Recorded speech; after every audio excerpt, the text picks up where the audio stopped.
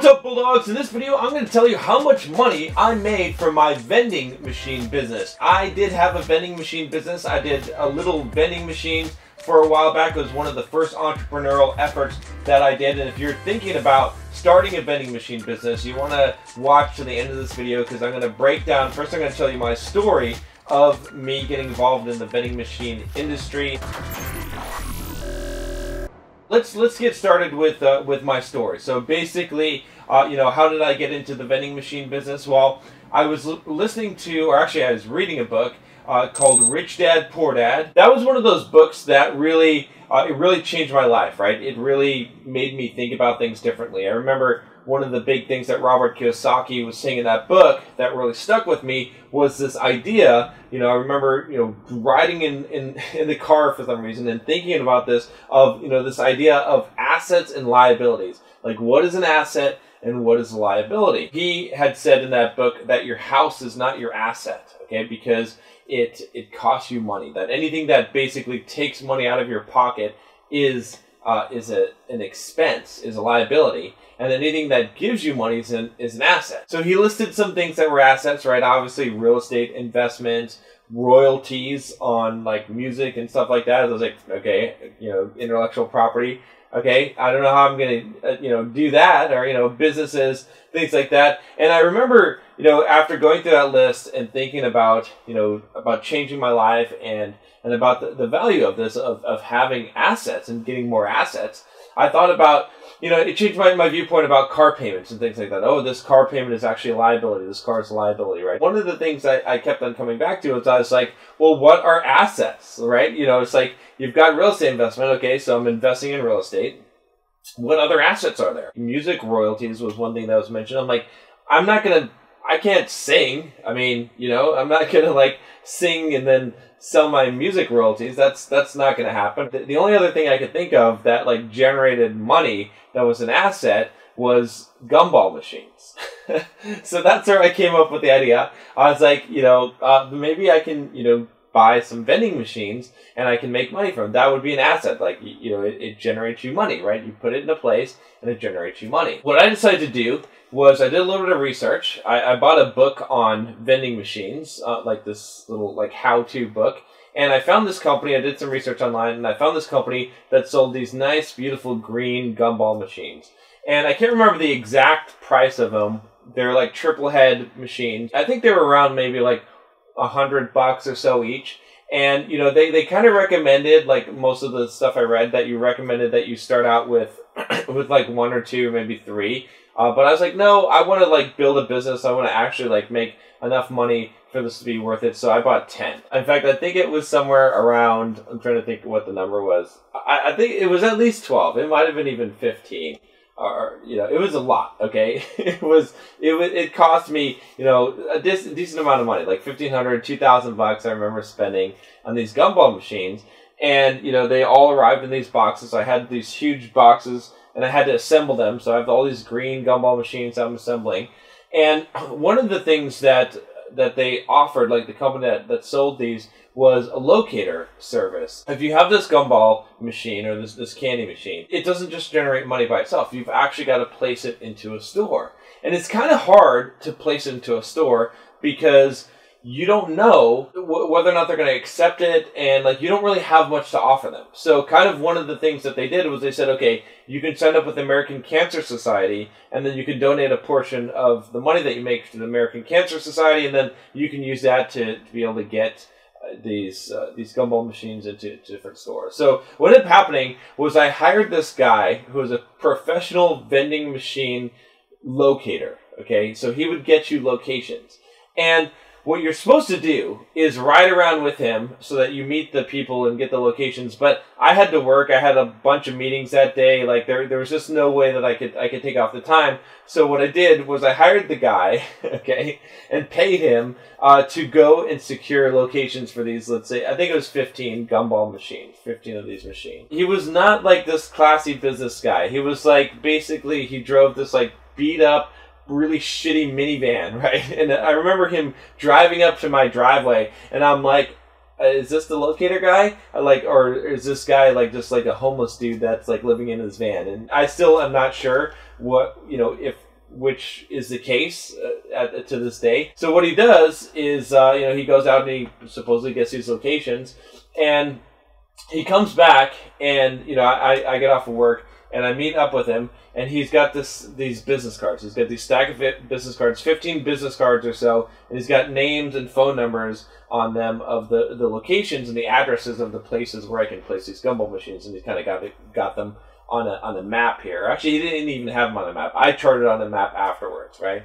So then I go, you know, I'm like, okay, well, what's the next step here? So I'm like, okay, well, time to fill these things with candy and then put them in these locations. So I go to Costco, and that was fun. It was going to be like, nothing is more fun than going to Costco and just like getting a shopping cart full of candy. So I'm like, you know, I think I got like Runts and Mike and Ike's, and you know, a few different gumballs. Bought these in bulk. I looked online to try and buy some gumballs. I think I might have ordered some online. You know, got some M&Ms and Skittles and shit.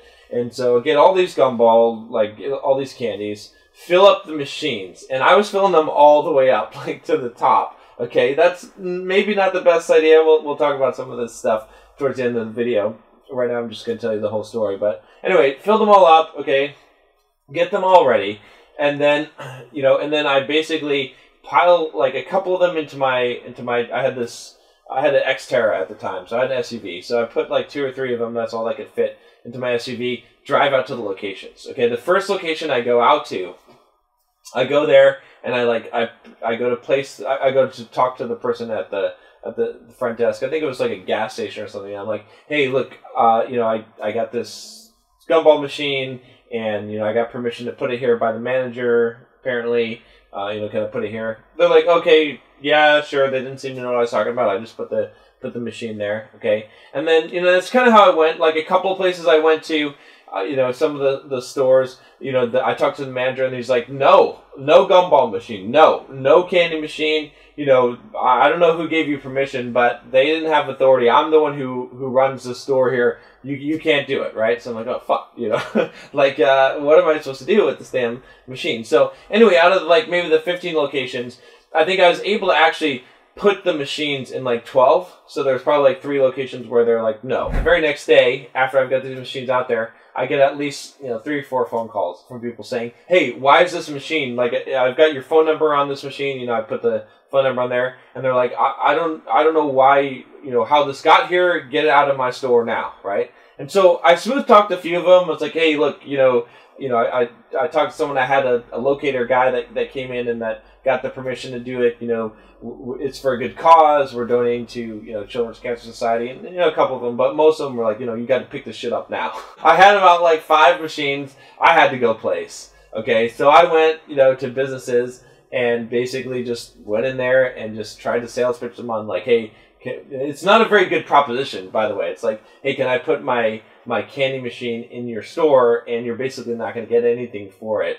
You know, I actually found like a gas station or something, and they're like, or not a gas station, like a service center. I think it was one of the best ones where they're like, yeah, sure, go ahead. You know, and they were happy actually because their customers are waiting, right, for them to get their tire service or whatever. So those are kind of, you know, good locations. But I had at least like one that I couldn't place.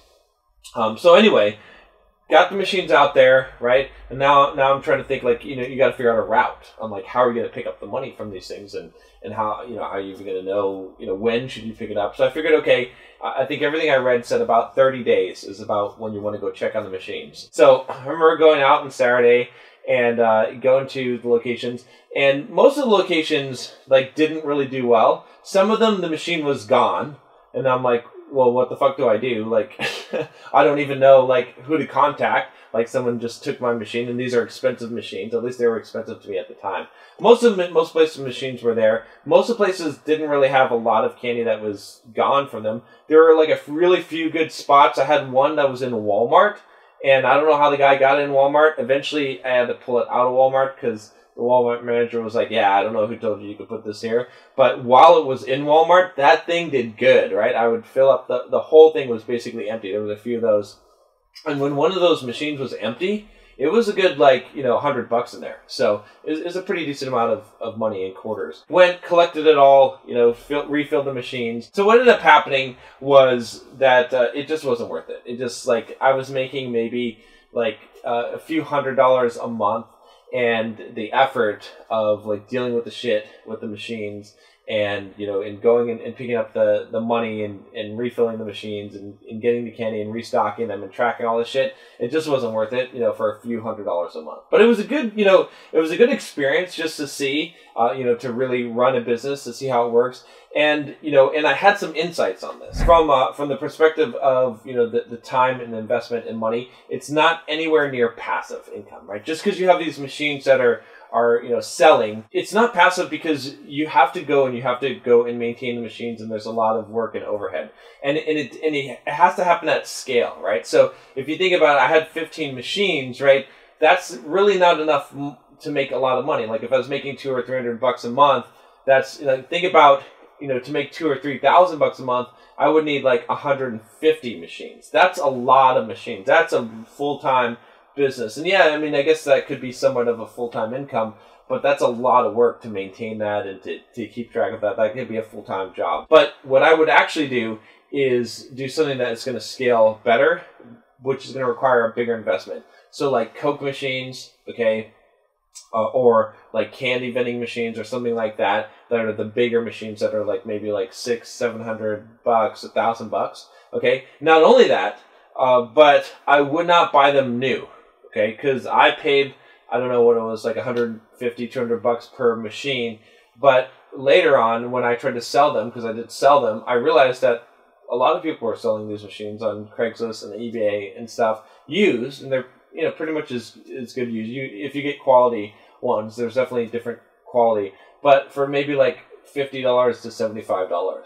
Okay, and it functions just the same, right? It's nice to have a nice shiny new one, but same thing, especially for the Coke machines, right? I avoided the Coke machines because I think new, a lot of them were like $1,000, $2,000 for just one machine, okay? But used, you could get them for like $500, $600.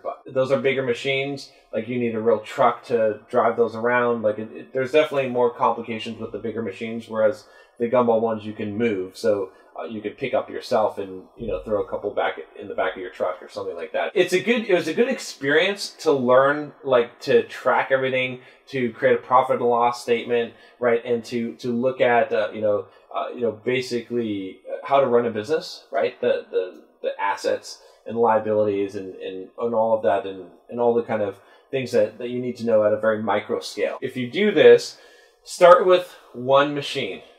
I know that doesn't seem like much, but start with one machine and get it in a good location. And just go through that whole process. Because one machine isn't a big investment. Yeah, it's not like there's no route. It's not going to, like you're going to have a lot of overhead. It's not going to be very efficient.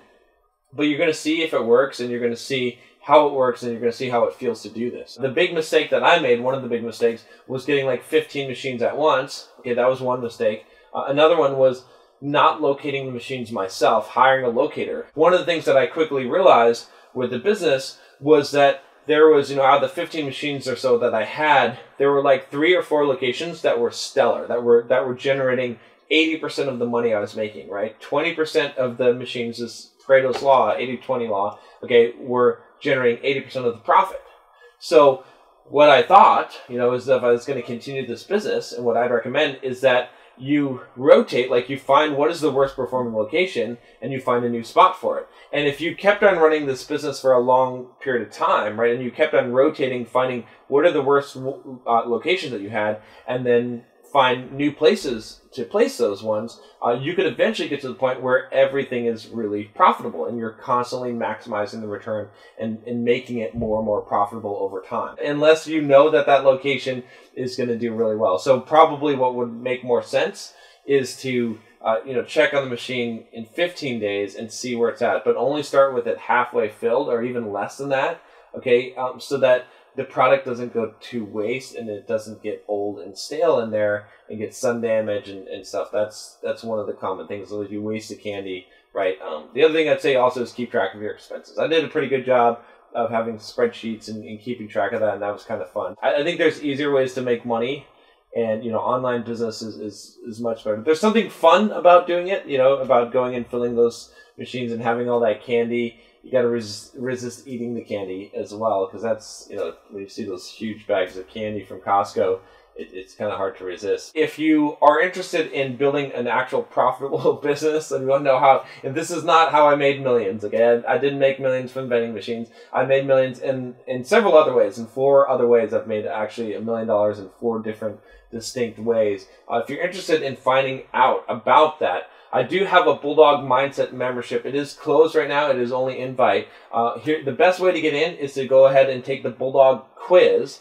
And if you take this quiz, it'll give you your Bulldog Mindset score, which will tell you how much of a Bulldog you are. It'll give you information about your finances, your fitness, mindset, and social skills, and kind of give you a score. And then you'll also get opted in to be able to get on the invite list for when I open up the Bulldog Mindset membership again. And there I give you kind of the strategies. I talk about all the kind of things that I've done to build my businesses up, to make millions of dollars in real estate and online business, and it save you kind of the trouble of making the mistakes that I've made to learn what I've learned. That's all I got for you today. Click that subscribe button if you haven't already. I'll talk to you next time. Take care.